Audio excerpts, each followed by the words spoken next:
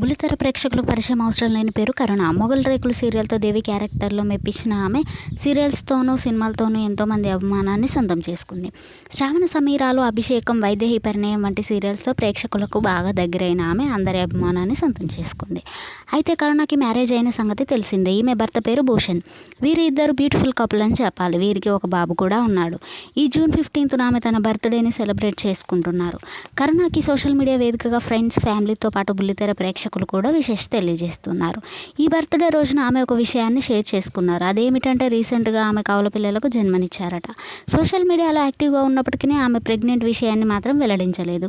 ఈరోజు my pregnant journey అంటూ baby బూమ్స్ ఫోటోని షేర్ చేశారు. అయితే ట్విన్స్ బేబీకి 7వ నెలలోనే జన్మనిచ్చినట్టు ఆమె వెల్లడించారు.